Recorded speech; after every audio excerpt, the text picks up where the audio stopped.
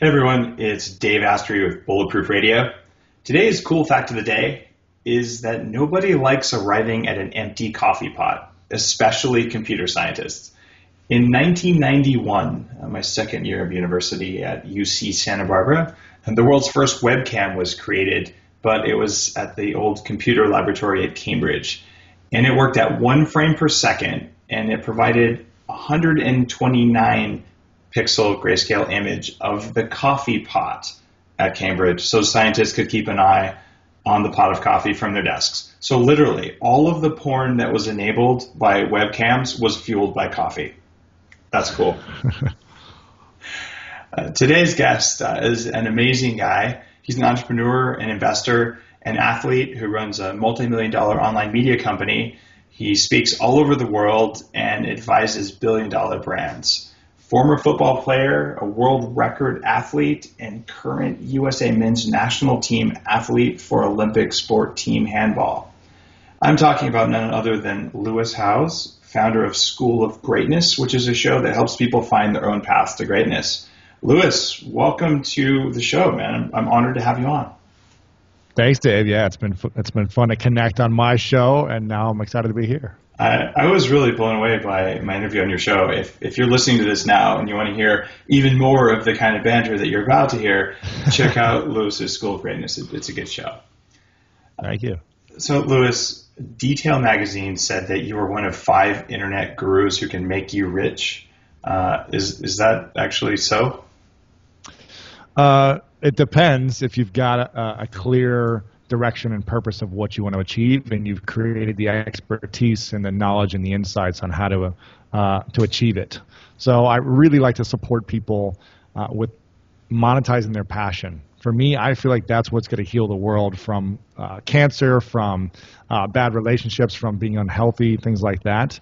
It's not by actually solving the issue, it's actually doing what makes us the most fulfilled. And when people make money, make a living around what they're passionate about, what they love to do the most, I feel like that's going to give them energy. That's naturally going to make them want to move more. That's naturally going to make them have more compassion in their relationships and not get angry or defensive because they're doing what they love and they're making money around that love.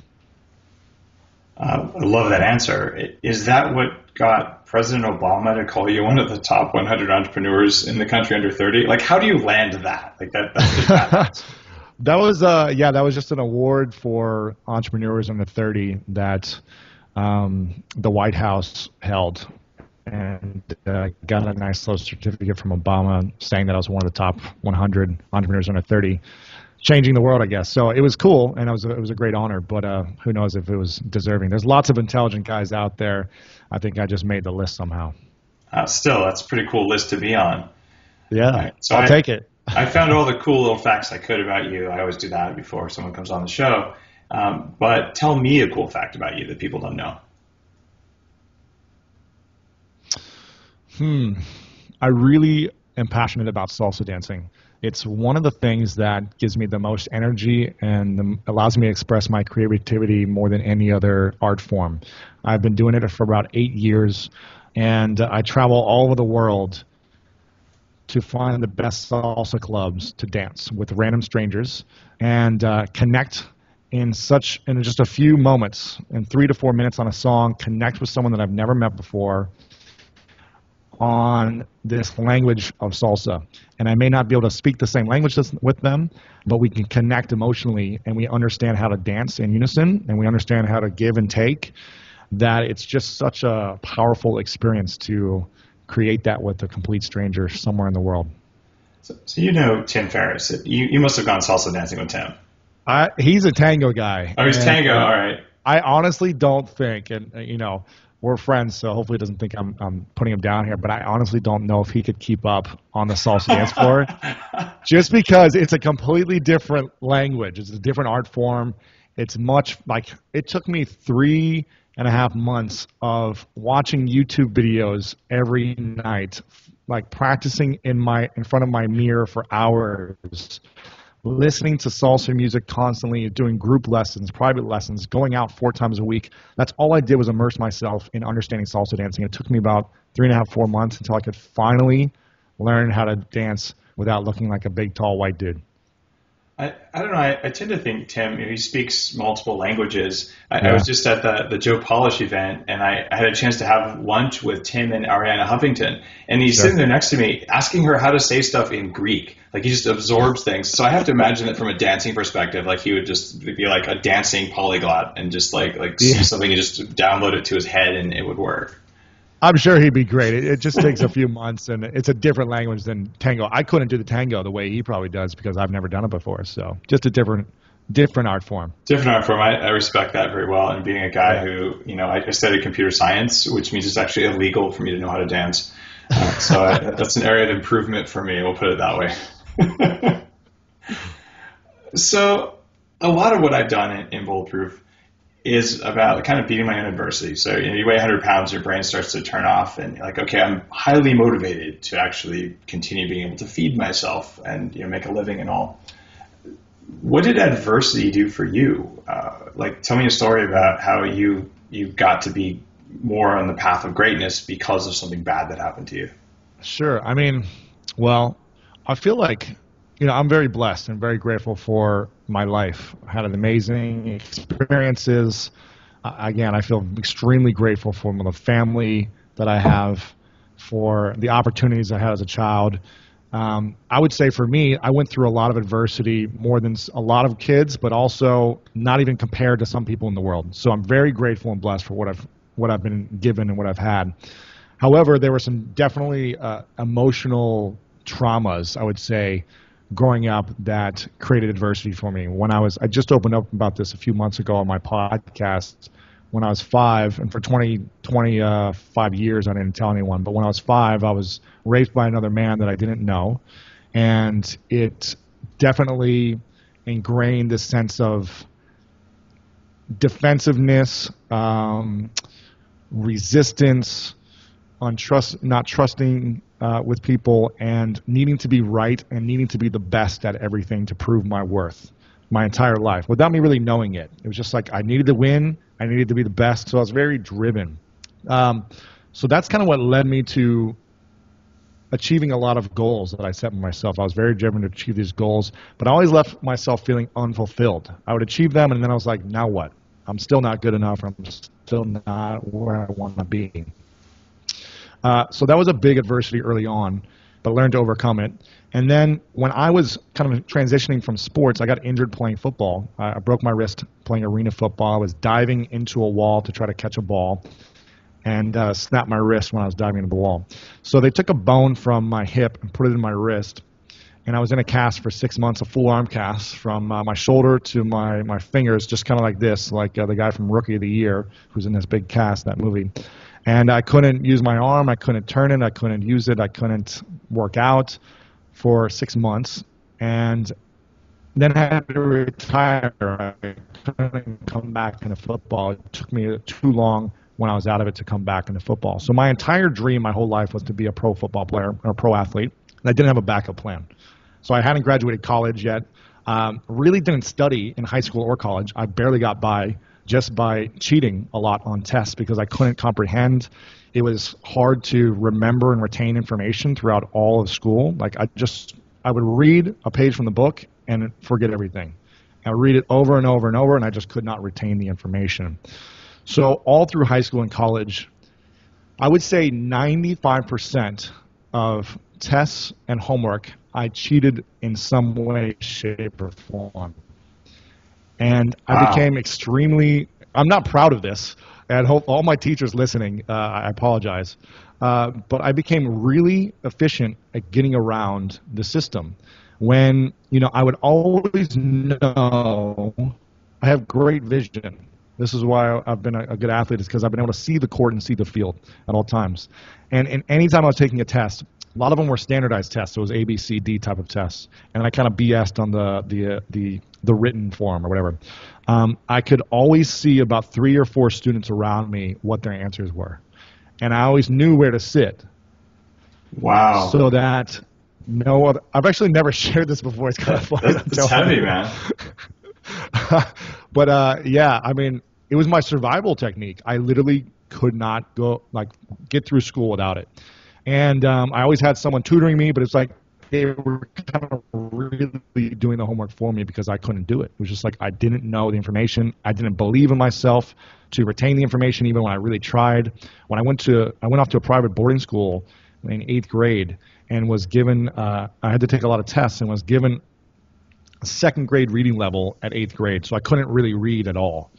And I had tutors, I was in the special needs classes all through high school, and basically got by from cheating. So a lot of my adversity, what it gave me is the ability to connect on different levels. It allowed me I needed to learn a different way to survive in the world, so I started connecting with people, understanding what people needed, what they wanted, having compassion for people, adding value to them in any way possible, shape, or form, whether it be entertainment, whether it be setting them up with another person who could support them, making introductions in the business world.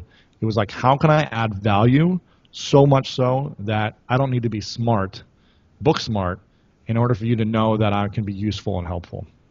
So that's a huge admission. And I'm going to say something. I taught at the University of California for 5 years, and I've taught in junior achievement, and also I have some academic experience. And I'm going to say something that's going to piss off every teacher who's listening to this right now, and I'm going to say congratulations. And wow, thank you. the reason for that is that there was a set of rules that you were supposed to follow, and a set outcome that was demanded of you, and you found a way. And there are people who have a point that say, well, yeah, but you might have pushed someone else down on the curve. It's true, but when you're a kid and you're in an impossible situation like that, you could have failed, but you didn't, and you found a way. Yeah. And so, it's a conundrum. It's a moral conundrum. Yeah, and I always felt guilty. Yeah. I always felt like, man, this is bad, this is wrong. But even doing that, even cheating, in private school, I went to a private boarding school in high school, they would give us our ranking on the grade card, which I thought was the dumbest thing ever. Because I was always in the bottom 4. So it told me the number of where I ranked in the class, and I was always in the bottom 4, even cheating, even like with tutors, everything. And I was just like, it doesn't matter what I do, I'm not going to be successful in school. Like, I tried everything. It was a challenge. It's weird. I know back in high school, there were some classes where I really struggled. I actually ended up going to a very easy high school for the second part, which made my GPA go way up because I didn't have much competition. But yeah, there was always that kind of a pressure. And when I went to college, I face planted because I actually had real competition. Like I just about failed out. I was just like horrified by it. And Michael Moore, I believe the same Michael Moore, who's now a filmmaker, but I'm not positive, advertised a book in the back of the school newspaper that was like how to cheat in college. Wow. And I was like, I have to buy this book because it's such black market knowledge. This was like before the web was invented, like just a year or two before. Certainly there was Usenet and all. But I'm like, I have to buy this book, and it looks like a little spiral book. And it was horrifying because he went out and he did a survey at Rutgers of the number of students who cheated, and it was like way more than half of them who admitted it. Wow. So I was like, wait a minute, like there's people cheating everywhere. But I didn't use the cheat techniques in college there. But what I did do that honestly helped me get through college and a lot of other things was that just looking at gaming the ABC cards, like before we had random stuff like we do now, teachers would always preferentially choose the ones in the middle. So if you didn't know, you could just guess the right one, and you could probably pass the test with no knowledge. So I learned all sorts of stuff like that from that. That's funny. Where there's name, but you can game the system. But that mindset that says like, well, failure is not an option. I'm going to do whatever it takes to not fail. I respect that you admitted it, and I respect that you made it through. I mean, look where you are today. So it's a conundrum. I don't condone cheating. I also don't condone ranked testing like that, which forces kids into incredibly tough situations, and it's unnecessary.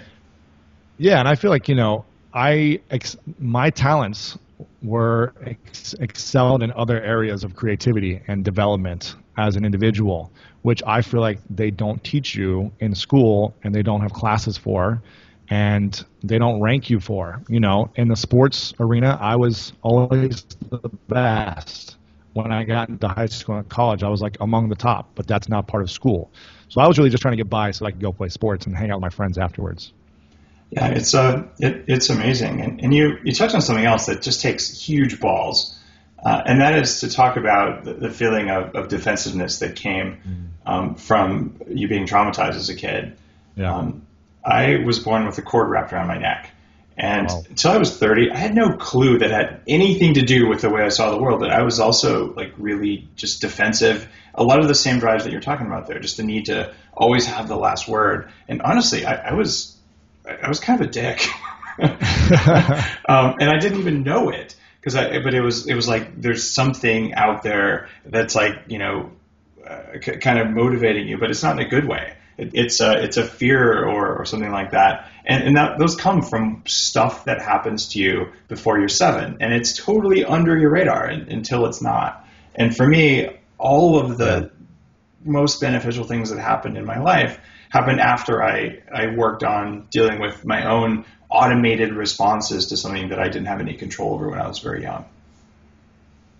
Sure. So kudos for figuring that out and being willing and able to talk about it. That's huge. And it's amazing. Thank you. I appreciate it. It took me until I was 30 years old to finally get out of my own way and start looking at those things and start acknowledging them and figuring out ways to work through it and make a better life for myself. I mean, it took a lot of energy and work, but I'm just grateful I did it at 30 than 50. Yeah, it's an amazing gift. When I work with coaching clients, which is relatively infrequently now because things are getting really busy, some percentage of them, it's painfully obvious that they've got some buried automated stuff going on. And fortunately now, like there's all these techniques to like hack into that, like EMDR and neurofeedback and things where you can go back and just repattern it, and you realize that something that would have caused you to be like, all right, I'm gonna have to kill you now. It just doesn't have that anymore, and you're able to just like something's different neurologically. So just being able to talk about that has probably helped thousands of people who somehow know that something isn't quite right, and just they got to figure that out before they're going to get to the next level. Yeah. So was that part of like you've done some kind of cool stuff? Like you slept on your sister's couch for a while, and then in a couple of years you're running a 7-figure business. Did you have to deal with that stuff in order to succeed like that, or are those unrelated? No. Yeah. I mean, I didn't start dealing with that until about a year ago. I'm 31 now. But that time, I was kind of like down and out. I couldn't play my sport anymore. I was like, this is all I've been wanting to do as a kid. I have no backup plan. I don't know what I'm doing next. My dad had just gotten in a really bad car accident and was in a coma for 3 months and had brain damage that he hasn't ever fully recovered from. He's still alive, but he's not really the same person that he was, that I know as my father. So there was like this process of teaching my dad how to walk and talk and basically go through all the motor skills again, which was just kind of like this experience that was heavy in a transitional time for me as well, of going through an injury and losing my dream. So I was just like, I didn't have my dad to really kind of back me up. He was starting to get a pretty successful insurance business and wanted to bring me in as part of the team.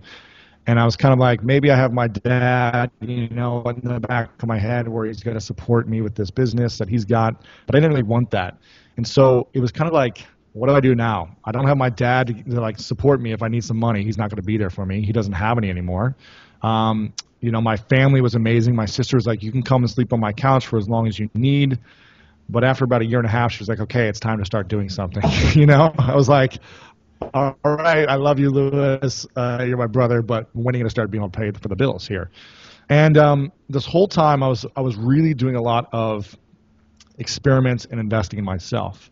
I reached out to a number of mentors early on who are just successful people that I had known or met, and I just said, I'll do whatever you need me to do. I want to add value to you, but I want to also learn how you got to where you are in your life and with the success you've had in your business. So I met 3 key individuals early on in my early 20s after this who really believed in me. And then I just showed so much energy and hustle and gave as much as I could of myself to them and their mission that through that I was learning on the job. One was a famous inventor who was really great at design, creating products, turning an idea into a physical product, manufacturing it, packaging it, branding it, shipping it, licensing it, and taught me everything about the design and invention business. And he has like 40 products on the market right now, really successful. Another guy was a local networking expert who had a networking business, bringing companies together. And it was a great public speaker. So I joined Toastmasters because I was like, I want to get over this fear of speaking in public because I was terrified. So I said, the only way to do that is to actually practice it over and over and watch myself and get feedback and like feel the fear and do it anyways, right? You know, Dr. Jeff Spencer tells me that, feel the fear and do it anyways. And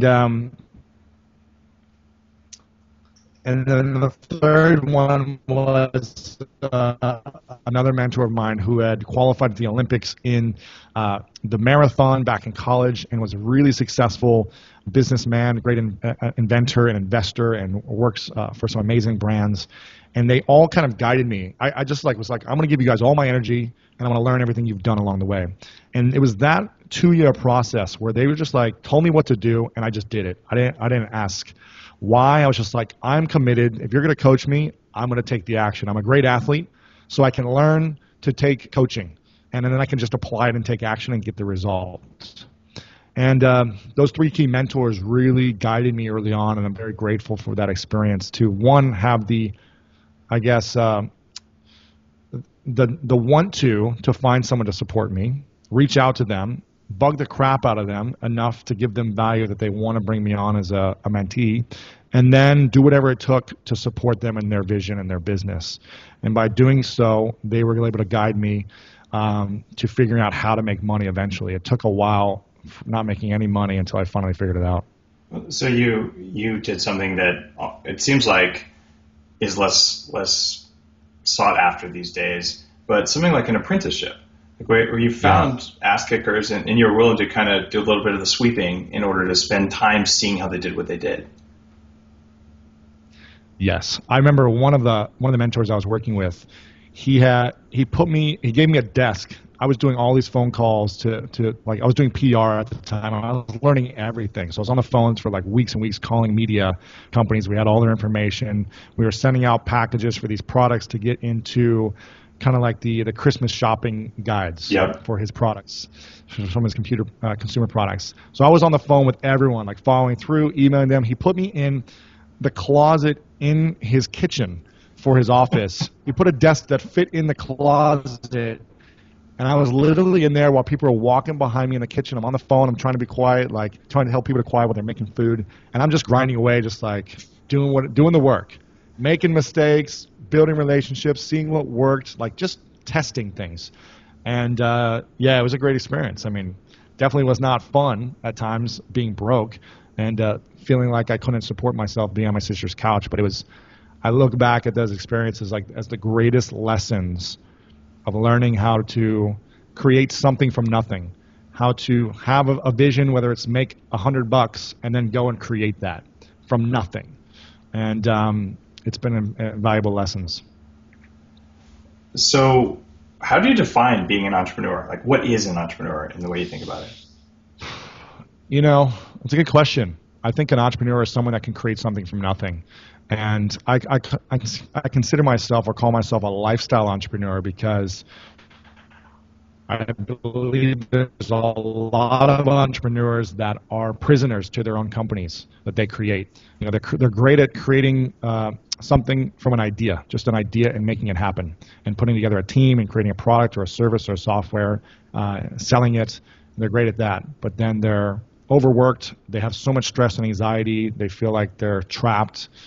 And so when I saw this with the people I was hanging out with, the entrepreneurs I was interviewing, I was doing a lot of interviews early on to like see where they got to where they are, how they got to where they are. When I saw this, I was just like, why can't I design my life or my business around my lifestyle? So early on, I really said to myself, I'm only going to work if it doesn't feel like work, and I'm just so fired up about it. I'm going to set it up so that I don't have to do all the work all the time.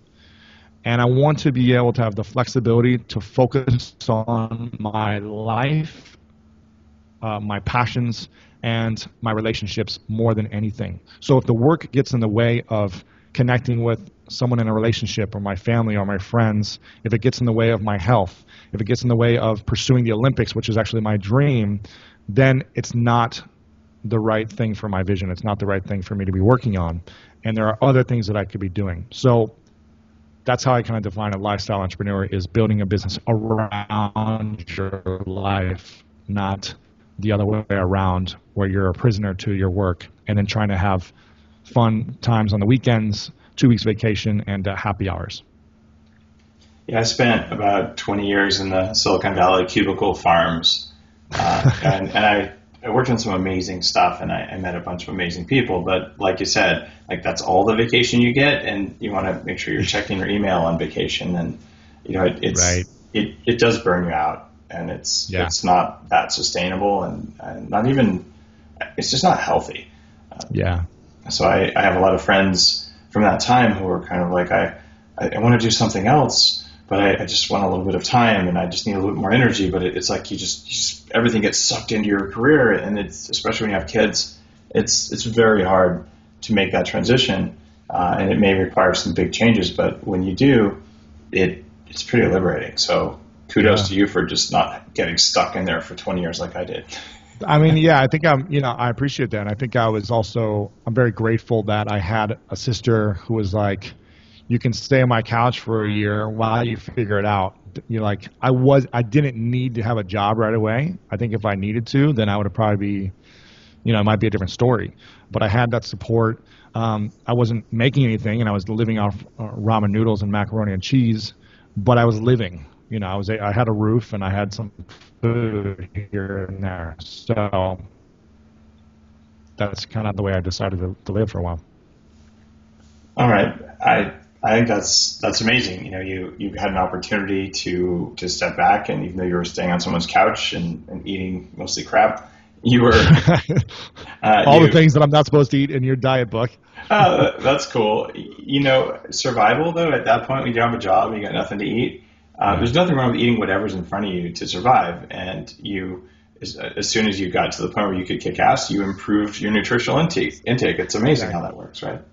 Exactly. You got to have enough money to eat, and eating processed whatever is better than starving. So no problems there. So then you've overcome a lot personally and as an entrepreneur. What are the misconceptions that stand in the way of the average entrepreneur who wants to perform well as a human? Well, I would say that, the first 3-4 years that I was kind of like growing my business, from making $0 to once I started to learn how to make money, it was like I fixated on it, and I was like, I'm going to do whatever I can to make the most money possible, because I never want to feel broke again. So I spent 12, 14 hours a day really focusing on making money for three years, and I made over $5 million in sales in about 3.5 years once I started learning how to make money. And what I realized is that there is a period of time that when you're starting something out, if you don't already have the capital, you don't already have the experience or something, that you're going to have to put in a lot of time and energy. And for me, the time didn't feel like a lot of work, but I was suffering from balancing living a healthy lifestyle, working out, and still eating the right way. And so what I realized is that if I was to do it all over again, I would really structure it in a way that I was able to eat better, work out efficiently, or move, because I was literally stuck to my computer. I loved it so much, and I was really passionate about it, but I was stuck to one thing. And that led me to being overweight. My family called me Fluis for Fat Louis, because I was 30 pounds overweight, and I was getting like heart palpitations every now and then, and I couldn't really sleep because my mind was just always thinking, and I was just like, I got to make money. So I would really recommend, finding some time in the day to make sure that you're doing some type of movement. And, you talk about just being active and moving. You're standing up right now, I believe. So keeping that movement going, and then focusing on the energy you put into your body, the foods, because there's definitely a performance level that you create with the amount of food you have. And I was definitely up and down a lot. It's funny. Check this out. There you go. That sound you just heard, and if you're watching, you saw the camera move. I'm at a stand desk. My friend Stephen Yu started the company, and I'm advising him on how to succeed entrepreneurially, because it's kind of cool to not stand all day or not sit all day, like different positions, different heights, a little bit up, a little bit down. Yeah, you're right. Like building that in, I never had a cubicle that did this before, because there was like cubicle envy from all the other people, and it just. Well, so a lot of what you're talking about reminds me of some of the things that Stephen Kotler, the author of Rise of Superman, the guy who created the Flow Genome Project, he's keynoting at the Bulletproof Conference. Little plug there. September 26th through 28th, bulletproofconference.com. Seriously, the most amazing conference I've ever planned in my life. I'll be there for part of it. I'm stoked, just stoked to hear that you're gonna be there. In fact, I'll have a camera crew there, and we'll make sure we get a photo and maybe even record a little bit more of a podcast bonus with you in person. I'm stoked on that. Perfect. But I wanted to ask you specifically around flow. That's what actually made me think of all that. When's the last time that you were in a flow state, and how did you get there? That's a great question. I'm actually developing a free experimental workshop that I'm doing in a week here in LA, just for like some friends to actually see if I can create this for anyone, or support facilitating the creation of getting into a flow state, getting into the zone, because I've always been able to do it as an athlete, but I've never been able to teach others how to do it or create that for other people. And I've always wondered, what is it for me to actually get out of my head and get into this being in the moment, being present, so that I can allow my practice and my body and what I've learned to take over when the moment matters. And it's really about creating magic in the moments that matter, right? If we have a job interview, if we have a speech, if we have a sports performance, if you're putting on a conference and you got the opening keynote, it's like, how are you going to step into this flow state that just, is magnetic to the audience? They feel like, wow, this guy is in the zone. Like, he's in the pocket. He's doing everything. Like, he's not even thinking, and it's just like connecting and landing, and we're inspired. We're on the edge of our seats. If you're an actor, how to get into this state is something I'm really inspired by. And when I had Steven on the show, it was like just cool to get his ideas on this. And, I think there's some exercises that everyone can do. One is visualization, is really visualizing the entire performance happening in your brain and your head before it actually happens, and feeling the feelings of it happening. The biggest thing that I hear about people, which isn't able to get people in the zone or in the flow, is fears and their survival strategies, right? So they're afraid of messing up. They're afraid of they're going to get embarrassed and people are going to laugh at them. They're afraid that they're going to look stupid or silly. They're afraid of their image. They're afraid of their ego. They will need to be in control. And you can't be in control when you want to be in the zone. You've got to surrender control to the moment. So these things that people are resisting. And in order to resist, in order to get in the flow, it's kind of like a river with a dam. There's the dam that blocks the flow of a river. The dam represents control, represents image, ego, needing to look good, all these different things. And when you actually surrender and you let the dam go, you can flow and be in this graceful river, right, that goes wherever it needs to go to get to the end destination. And so visualization is one thing. What I've learned from sports is that I used to walk the field the day before every game. I used to walk the field as a wide receiver. I would line up where I was going to line up and go through the mental reps in my head. I would actually jog it out. I would walk around the entire field. I would imagine myself catching, and I would go through the act of reaching out on the sideline and catching. I would go through everything possible that could go wrong as well. So what I also like to practice with people is an exercise where, before you're going to get up on stage, really write down or have someone work with you on this. What is the worst thing that could happen? What's your biggest fear right now? And what's the worst thing that could happen? So express all of your biggest fears. I'm afraid that I'm going to forget what to say and I'm going to go completely blank. I'm afraid, and then have them write down everything that they're afraid of after that. Or have someone communicate with you and ask you, okay, what else you're afraid of? So I'm afraid that I'm going to forget what to say. I'm afraid I'm not prepared enough. I'm afraid that the lights are going to go off. that someone's going to boo me, that people are going to walk up and distract me, that cell phones are going to go off. And keep going through the list of fears of all the things that could go wrong that you're afraid of, and really just let them out. And then say, okay, well, what if this happens? What if the lights go out? What if you forget something? What happens then? Well, then I feel stupid, or then I feel like I'm a failure. Okay, then what? And keep bringing out then what, then what, then what. At the end of the day, we're just going to feel embarrassed, or we're going to feel like, it's going to be a bad moment. But really, every moment is neutral in my mind. And we decide, our perception of it is what it becomes, reality. So we can laugh it off and be like, oh, actually, I just forgot what I was going to say, and laugh it off and go back into something and realize that, like, okay, well, the worst thing that can happen is X, Y, and Z. You're still alive.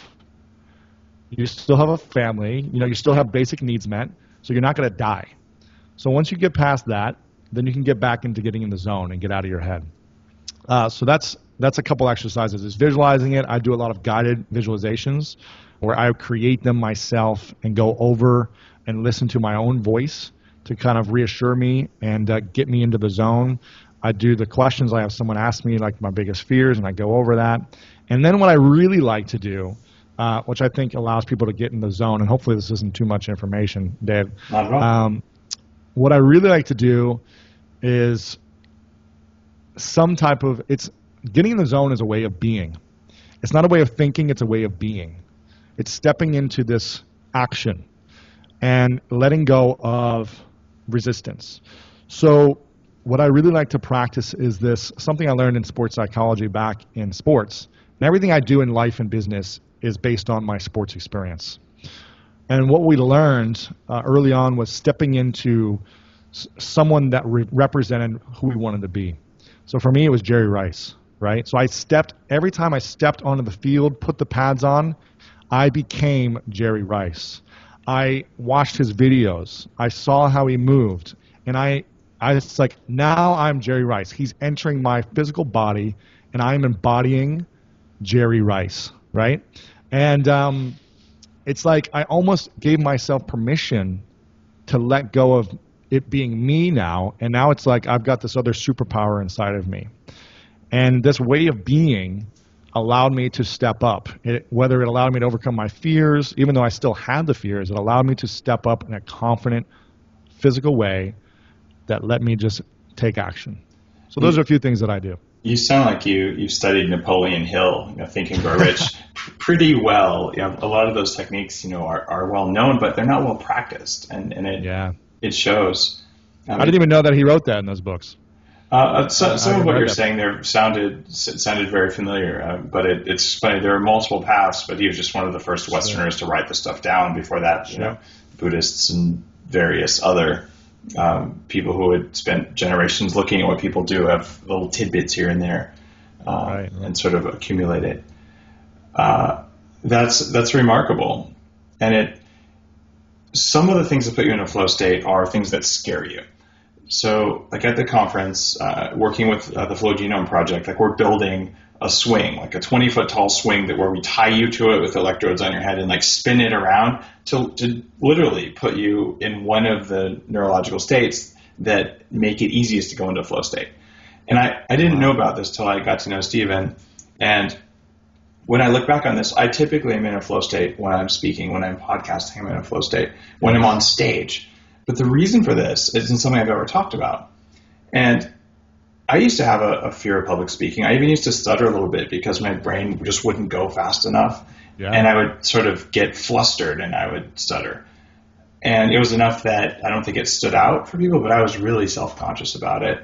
When I was a kid, I even had like OCD stuff, and I would like want to do this with my fingers. They call it stimming, or I'd like want to scrunch my nose 3 times, or like all that weird stuff, and like all that's gone. But the first time I really did something meaningful on stage was at this group called the Web Guild in Silicon Valley. Like when we didn't even know what a webmaster was yet, and there was like 500 people in a room, and because I worked at 3Com, I'm on stage, and I'm about to crap myself. Right, so I went up there in a state of absolute terror, and I completely rocked it. Like, first time you ever have like 500 people like laughing at a joke you cracked, you're like, oh my god, like I'm not gonna die. Yeah. And by the way, Microsoft was the butt of the joke, just so everyone listening knows. But it was, I still remember that. And I became really good at public speaking. And it was partly because I was so scared of it. But I think that flow state stuck with me because it was what put me in that state. And now I do my heart rate variability exercises, and with all the 40 years of Zen stuff, I go on stage and I'm just full of passion, and there isn't any fear left. And I've nailed it on CNN and all these places. But I think it all came because it originally started as like one of the most terrifying things I could think of.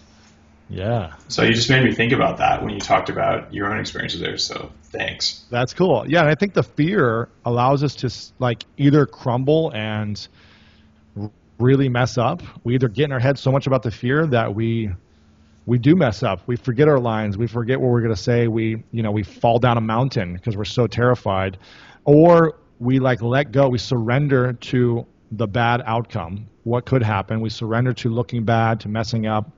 We surrender to that happening. We actually do know, or how we do perform, and we go into that state. It's again, I don't know all the answers, and I'm still trying to discover it myself and how to like do it any moment and show others how they can do it. But that's why I'm excited for what Steven's up to, because it's just really cool to learn this stuff.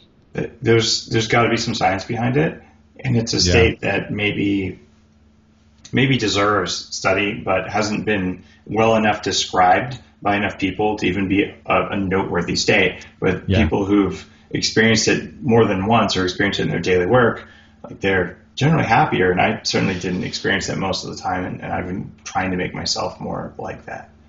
I want to nail a couple practical things with you because we're coming up towards the end of the time we've got. Sure. So there's two things that I promised myself that I'd ask you. One, I just blogged about this. I took a photo of my workstation with all these cords hanging down behind it because it keeps going up and down. The cords keep falling down. What does your workstation look like? Just the physical little thing. You're an athlete. Sure. Your guy spends time at a computer. Like how do you set it up so that you feel good? Yeah, I mean, right now I'm living in a sublet because my unit is under construction, this amazing unit that I love in West Hollywood. So I have just a general IKEA desk. It's not the typical setup that I normally have. But usually I have a lower desk that I can sit in. I've got one of these nice chairs. I forget what they're called, but they're the whatever chairs. A lot of the chairs that all the top executives have or something. Chair. What do they call it? Yes, that one. So I've got that, but I stand up a lot. So I put an additional kind of desktop on top of my desk. I don't have the fancy desk that you have. I got to get one of those. But I put an additional. If I want to sit down, I sit down in the chair, and if I want to stand up, I add this like a little additional desktop thing, and I stand up and work. It's just a simple rectangular glass desk that I have. And it's in my School of Greatness studio where I record everything, but it's also kind of an office. And I've got this amazing balcony on the 11th floor looking out of all of the West Hollywood Hills and all of LA. And it's just an inspiring environment to create from. So you're not too far then from Santa Monica, where we're opening the first Bulletproof coffee shop. I'm super stoked on that. I'm excited to check it out. We're Give me the Wi-Fi and I'm there. We're going to drag you out of your cool standing/sitting setup and just make you get some coffee. That'll be your exercise for the day. Exactly. Oh, wait, no, your movement, not your exercise. I'm down. I'm down. Yeah, let's do it. All right. That was one of the big questions. So you stand sometimes, you sit sometimes, cool. And you're not walking on a treadmill all the time, which seems obsessive compulsive to me, but hey.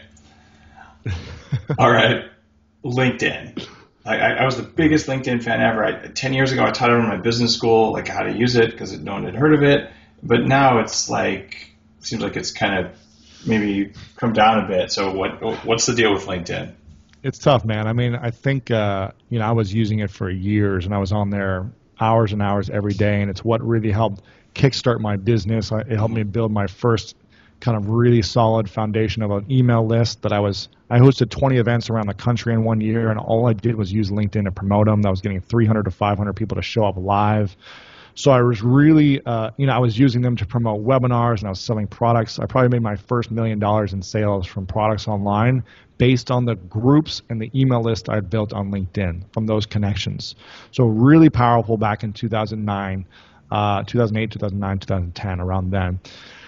As these other websites and social networks have grown, and how Facebook has developed into more of a business sector as opposed to just for college students, where it was for me when I was in college, it was just for college students. I remember when it just came out.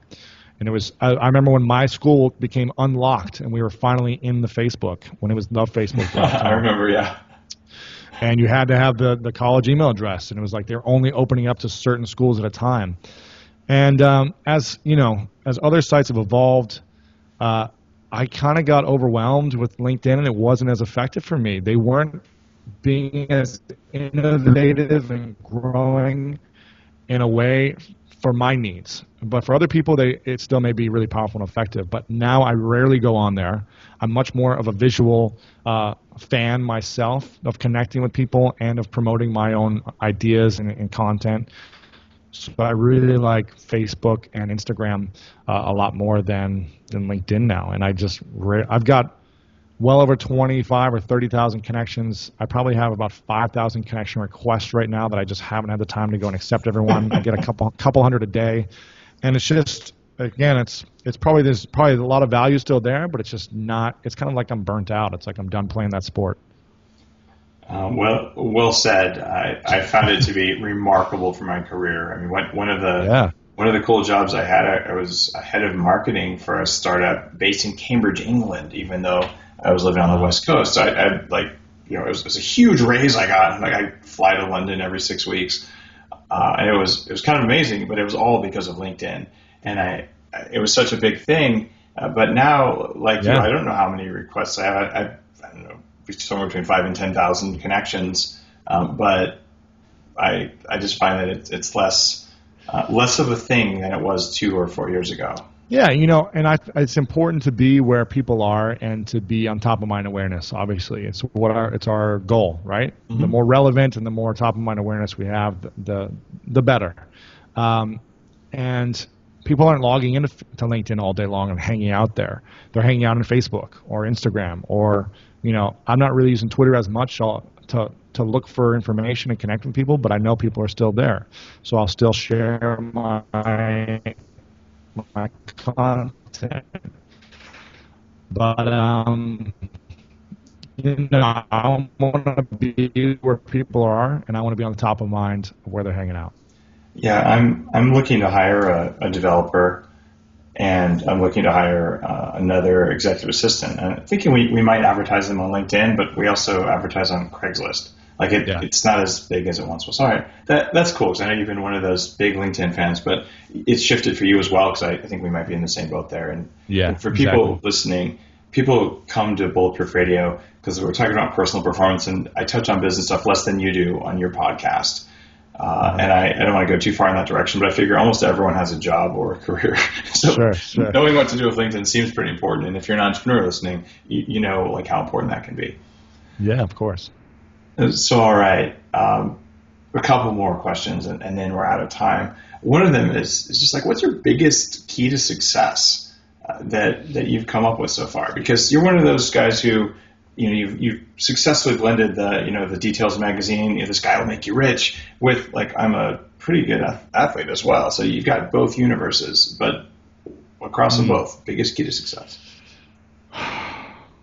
There's obviously a handful, I think, of keys, but the biggest for me is being clear and having so much passion and energy about what I'm clear on. So there are people with lots of great ideas, but they're not clear on the direction they want to go. So they have a lot of passion on everything, but it's hard to really be enrolled in that person, because you're like, well, what are you actually doing? With me, I get very clear on my vision and my goals and the things I want to be a part of. And then I put all my energy behind it. I am all in.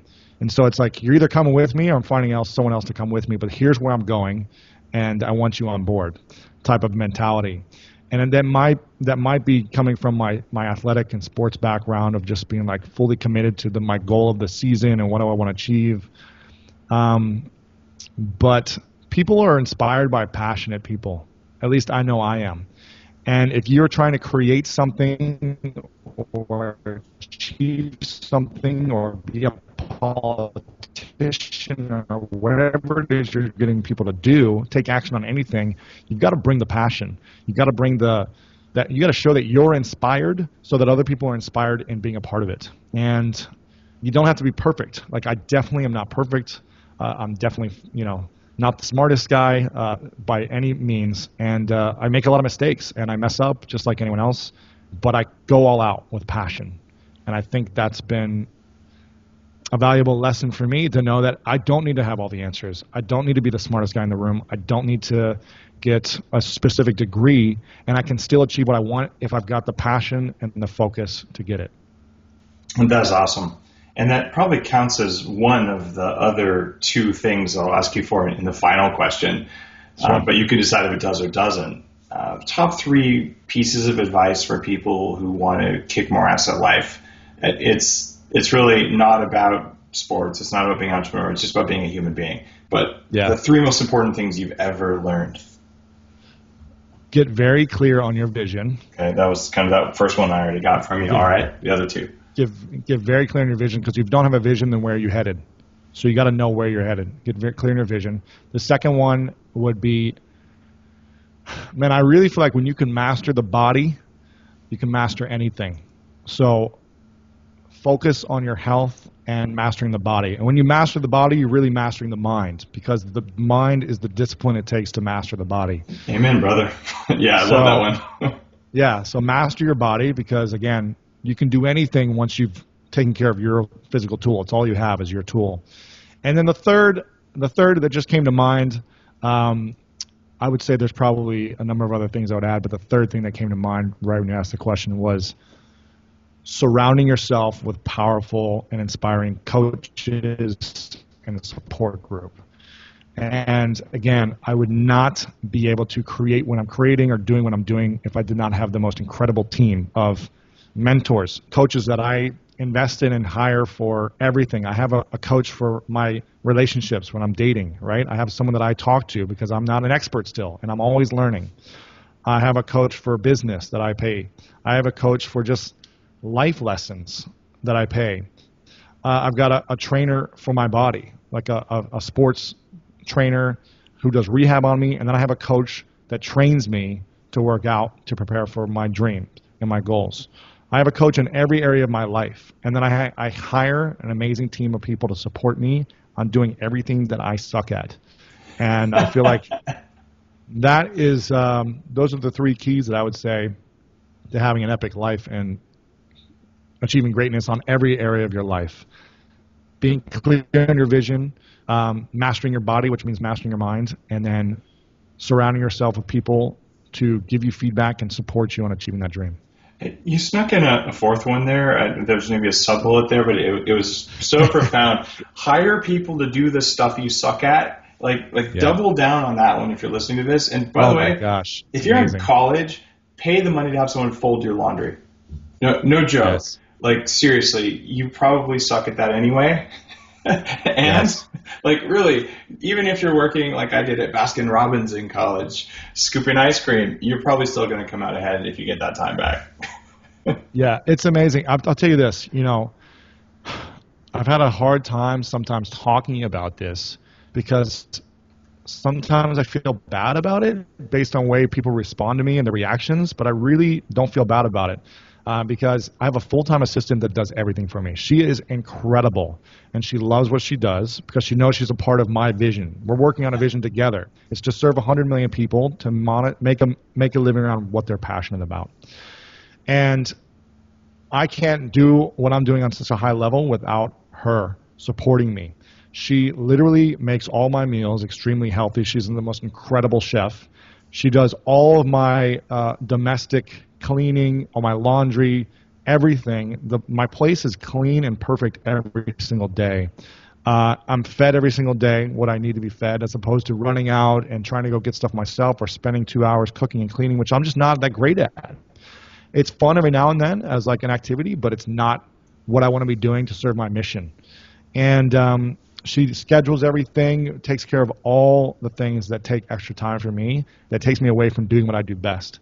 And it's the greatest asset I have and the greatest support I have is having a full-time assistant that does everything for me that I don't do well. Do you ever feel a little bit helpless because you're so coddled? She's gone right now for a week, and I'm like, geez, what? I'm like, I gotta clean everything, and I gotta go, like, where's my food? I'm like, I gotta go to like Whole Foods or Air One and like get some food. I've lived on my own without any money, and scraped by for years, and just had a laptop, a guitar, and a couple of suitcases with clothes. Where I wasn't making much, and I'm very resourceful, so I know how to like step back into this resourceful way and do everything on my own. But it's really nice to have someone to support me. So awesome, I'm with you there, and this is something that's really important. Also, and you're just dropping a lot of knowledge here for people listening. When you get to the point in your career, and it's sooner than you think it is, that you can afford to have a personal assistant, local or remote, who can help to take stuff off your plate. It is something that just transforms your productivity and like you've never seen before. Yeah, because if you're spending 4 or 5 extra hours a day, the one thing I do is I make my bed every day. So it's not like I just give up everything. I make my bed, I make sure like my stuff is organized, but then everything else is taken care of because I want to have like some ownership of my life, right? and the thing I'll say is that those 4 or 5 hours a day of just running little errands and the energy and the mind space that it takes to create that takes you away from doing what you do best and what your vision is. So again, if your vision is to create something that's going to inspire people, going to help people lose weight, creating an awesome book, a product, a software, if you're thinking about all these other things that aren't focused on that, at any time, it's going to get you out of the zone. And when we're in the zone, we create from a space of unbelievable magic. When we're out of the zone, it's resistance, it's hard work, it's time, it's energy, it's exhausting, and it's not our most creative space. Oh, wow. This is amazing advice. And I'm grateful that you're sharing it with people on the show. We are out of time, but first, tell people how they can hear about your podcast, where they can find you online, and any of the other things. I don't know if you can talk about what you're doing with your book yet, but just tell us how to find you, what coordinates. All these links will be in the show notes. Yeah, the best thing is lewishowes.com. I've got a couple episodes that go up from my podcast there each week. The School of Greatness podcast on iTunes. Feel free to subscribe there and listen to an episode if you like. If you like Dave's show, which I'm assuming you do, they're very similar. They're both about reaching the highest levels of human performance. Mine's about greatness, and it's more business and health and lifestyle focused. So the School of Greatness podcast, lewishowes.com. I've got a course that teaches people how to make 6 and 7 figures a year with their information using webinars as a tool. So you can learn all about that over at my site, lewishowes.com. Lewis, thanks again. Thanks so much. If you haven't had a chance, check out the new Bulletproof Airscape canister on upgradedself.com. It's a canister you can use in the kitchen to maintain freshness of anything, but especially your coffee beans. It's a 64-ounce stainless steel canister with a special seal. You can push down the lid so it gets all the oxygen out, which means your coffee beans stay fresher, and other things that are likely to have problems from humidity in the air, things like mold forming on them, things like product degradation, that becomes much less of a problem when you can just suck the air out using the simple lid. I quit drinking coffee until I realized it wasn't the coffee, it was the toxins that formed during the production of mass market coffee. I re-engineered the coffee process to create the Bulletproof process that makes beans without the toxins that rob performance from you every single time you drink most coffee.